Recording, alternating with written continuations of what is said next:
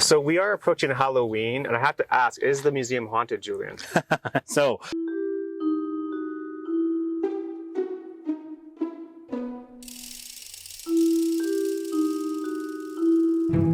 welcome back to another episode of Oakville Spotlight. It's a little bit different in this installment. I have Julian here at the Oakville Museum. Thanks very much for your time, Julian. hi Paul, thanks, I'm happy to be here. So I am the supervisor of the museum, which basically means I take care of it. I just run the museum for the town.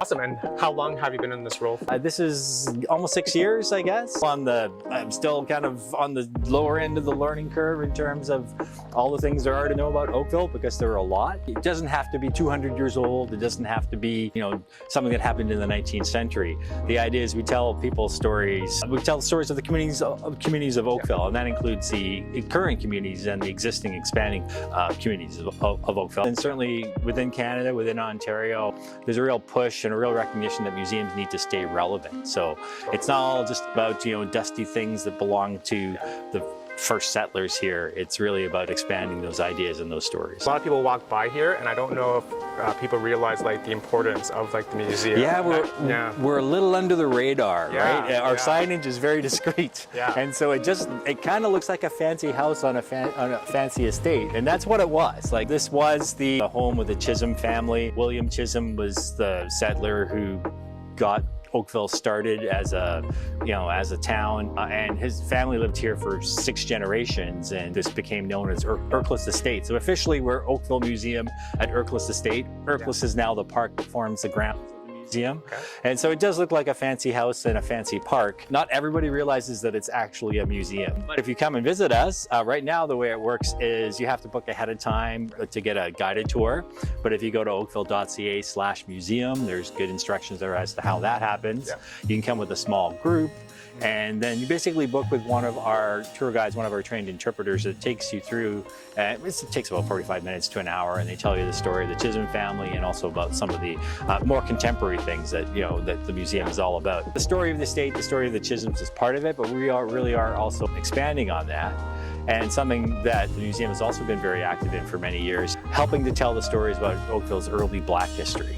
And we do have a permanent display and a multimedia theater exhibit on that.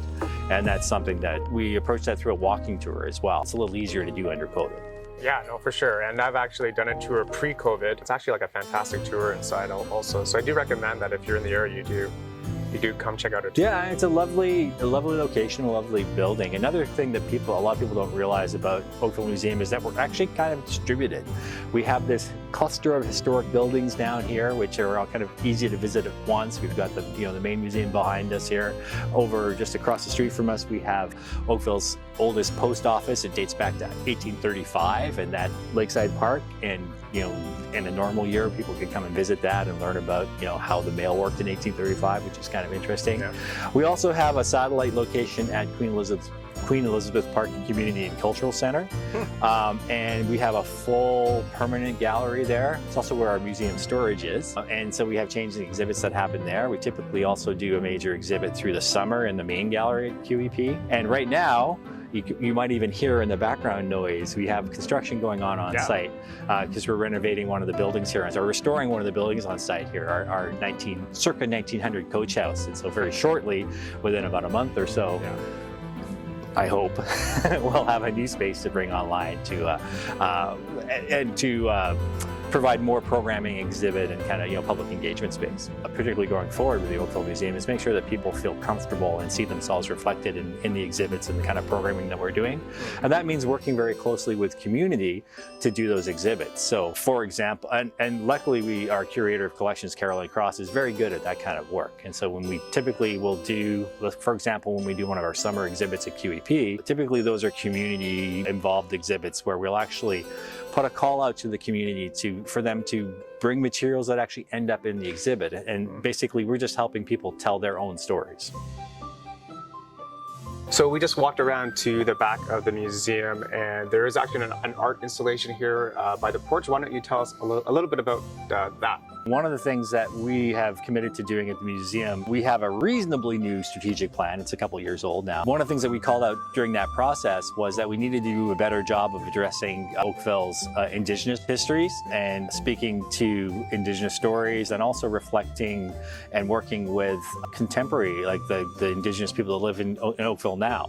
The art installation on the west porch behind me here is actually by a local Métis artist from Hamilton, Tracy May Chalmers, and she's a fiber artist, and she's been doing these kind of site-specific fiber installations which have this theme of hope and healing and represent interconnectedness, and it's just a really kind of interesting work. Oakville itself sits on the Treaty 14 and 22. Those treaties were held by the Mississaugas of the Credit.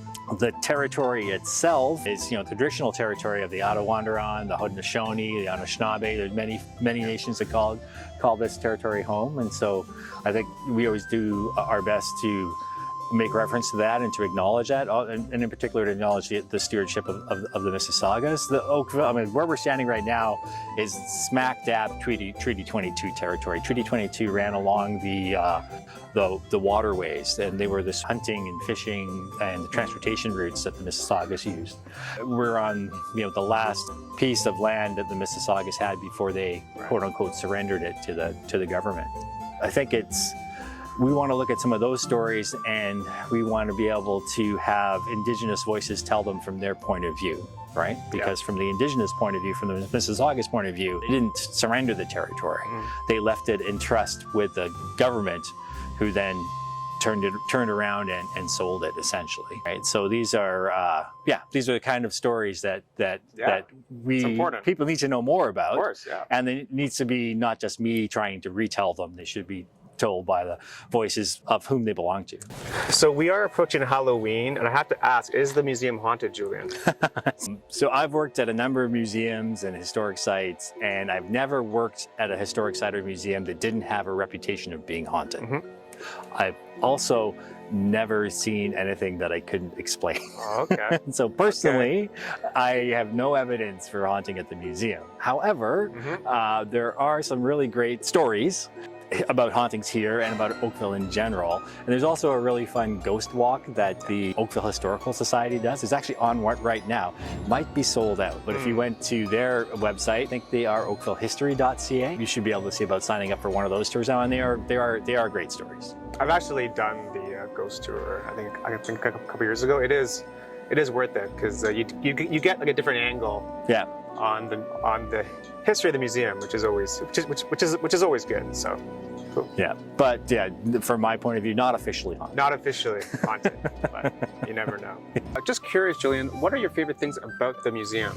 Well, I like that our function is to retell the stories of Oakville, and there's always these really interesting kind of personal stories that crop up. So often it's the things that you don't expect. So it could be perhaps some of the background details of some of the Chisholms that lived in the house. Julia Chisholm, for example, is really interesting. She was an artist, she was a pediatrician, she worked in China after the Second World War. So I think part of it is sort of, looking at the objects and some of the information that we have, and gives you that glimpse into the past.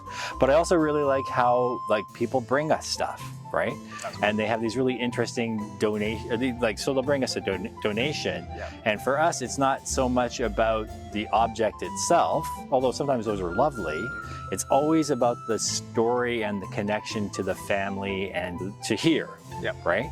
So that's kind of what I think is really interesting, is how people entrust us with their stories, essentially. That's great. And also just curious, how can people support the museum? Oh, well, come and visit us. That's a great way to do it, right? You sign up for one of our tours, oakville.ca/museum. If you're interested in what we're doing, our Facebook page is really active. So if you go to Facebook/Oakville Museum, you can find us there. We're also at Twitter at Oakville, I think, _museum is how we land there. Yeah, so I would say for sure, follow us on social, come on in for a tour. Just come down and visit and walk around. It is gorgeous down here. So I think a lot of people who come down and enjoy the grounds, more of you should actually come into the museum. Yes, totally, for sure. It's absolutely worth it if you actually haven't been inside. It's definitely worth going at least once. So I just want to say thanks, Julian, for your time. And thanks for watching another episode of Oakville Spotlight. Thanks very much.